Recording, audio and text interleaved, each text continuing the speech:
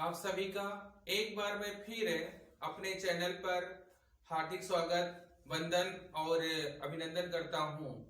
और साथ ही साथ आज नया साल है और इस नए साल की मैं सभी को हार्दिक शुभकामनाएं देता हूं। आपका जीवन मंगलमय हो।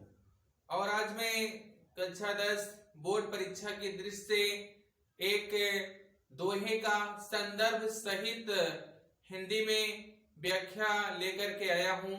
आप लोग बोर्ड पेपर में किस तरह से दोहे का संदर्भ सहित हिंदी में व्याख्या लिखेंगे, इस प्रश्न का पूरी तरह से उत्तर मैं इस वीडियो में आप सबको बताऊंगा।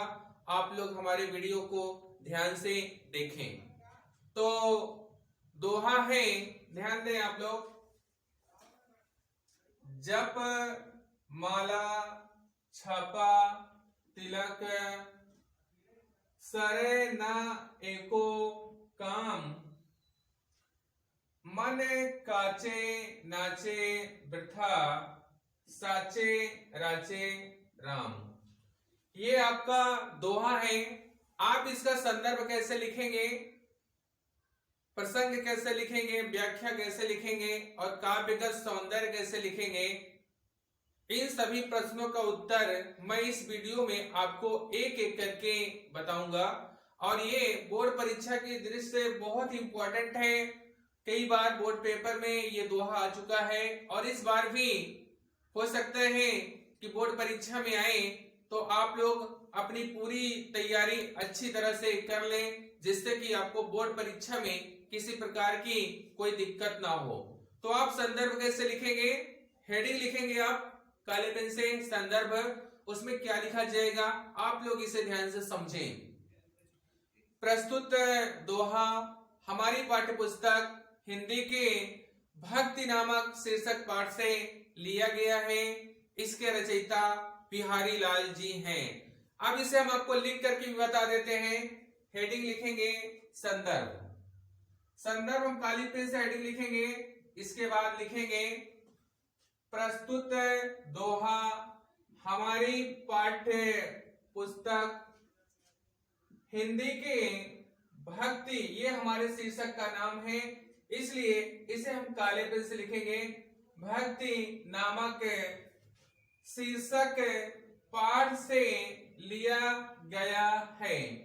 इसके रचयिता बिहारी लाल जी हैं। अब बिहारी लाल जी इसके रचयिता हैं, इसे हम काले पेन से लिखेंगे। तो ये हमारा हो गया संदर्भ। एक हेडिंग हमारी हो गई पूरी। अब दूसरी हेडिंग हम लिखेंगे प्रसंग। प्रसंग में क्या लिखा जाता है, जो इसमें प्रमुख बातें होती हैं, प्रमुख अंश होता है, उसी को हम इसमें लिखते हैं। तो इसमें प्रमुख अंश ये है कि ईश्वर को हम कैसे प्राप्त कर सकते हैं, अपने कार्य में कैसे सफल हो सकते हैं, इसी बात को कवि ने इस दोहे में बताया है। तो हम हेडिंग लिखेंगे प्रसंग, काले पेन से लिखेंगे हेडिंग प्रसंग। इसमें क्या बताया गया है, कवि ने ईश्वर की प्राप्ति का मार्ग बताया है। ईश्वर को हम कैसे प्राप्त कर सकते हैं, इसके लिए हमें रास्ता बताया है कवि ने, और हम अपने कार्य में कैसे सफल हो सकते हैं, इसको भी इस दोहे में कवि ने हमें समझाने का प्रयास किया है। अब इसका हम व्याख्या कैसे लिखेंगे, इसको आप लोग समझें। तो सबसे पहले आप इसका अर्थ समझ लें, जिससे कि आपको व्याख्या करने में किसी प्रकार की कोई दिक्कत ना हो। जप माने होता है जप करने, माला माने होता है माला पहनने, छापा तिलक माने होता है छापा और तिलक के लगाने, सरय न एको काम, एक भी काम होने वाला नहीं है, मन काचे, कच्चे मन से ईश्वर का नाम लेने, नाचे वृथा, व्यर्थ के इधर उधर घूमने से, साचे राचे राम, सच्चे मन से ईश्वर का नाम लेने से ईश्वर की प्राप्ति होती है या अपने कार्य में सफल होते हैं। तो ये तो हो गया इसका अर्थ। अब हम इसका व्याख्या कैसे लिखेंगे, इसको आप लोग समझें। कवि कहता है कि जप करने से छापा, जप करने से, माला पहनने से, छापा और तिलक लगाने से, आधे अधूरे मन से, ईश्वर का नाम लेने से, व्यर्थ के इधर उधर घूमने से सरे न एको काम, एक भी काम होने वाला नहीं है। साचे राचे राम, सच्चे मन से राम का नाम लेने से ईश्वर की प्राप्ति होती है, या सच्चे मन से कार्य करने से हमें कार्य में सफलता मिलती है। अब इसका हम व्याख्या कैसे लिखेंगे, आप लोग ध्यान दें।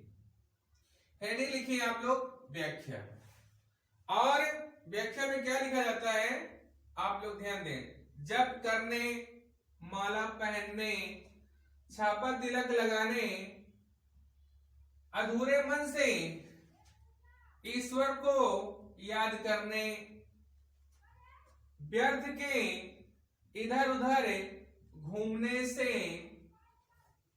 एक भी कार्य नहीं होता है। सच्चे मन से ईश्वर का नाम लेने से कार्य सफल होता है। तो ये हमारा हो गया भैया व्याख्या। अब चौथी हेडिंग है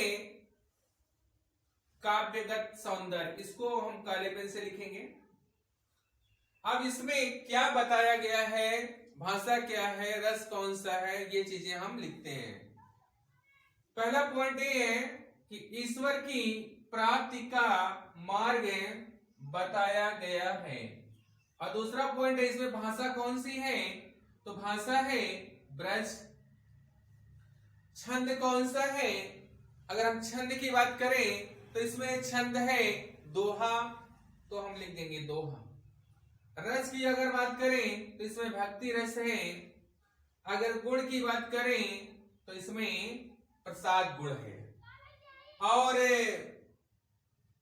अगर अलंकार की बात करें, यहां पर अगर हम एक पॉइंट और लिख दें, पॉइंट नंबर 6 हेडिंग लिख दें अलंकार, तो अगर अलंकार की हम बात करें तो अनुप्रास अलंकार, अनुप्रास अलंकार।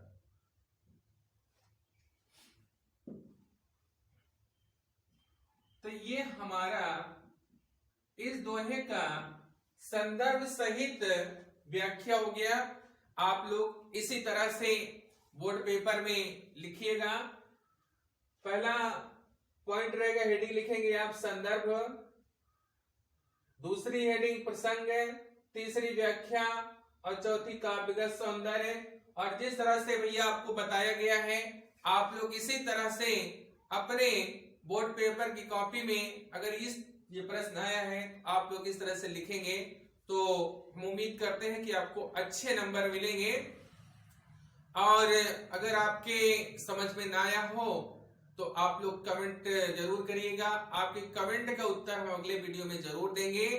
और जो हमारे नए श्रोता हैं, नए व्यूअर्स हैं, और जो पुराने हैं, जो अभी तक हमारे चैनल को सब्सक्राइब नहीं किए हैं, तो आपसे निवेदन है कि आप हमारे चैनल को सब्सक्राइब कर लें। और साथ ही साथ एक रिक्वेस्ट आप सबसे और है कि आप लोग हमारे वीडियो को ज्यादा से ज्यादा देखें और अपने दोस्तों के पास शेयर करें। और एक बार मैं फिर आप सभी को नए साल की हार्दिक शुभकामनाएं देता हूं, और अपना वीडियो देखने के लिए बहुत बहुत धन्यवाद देता हूं।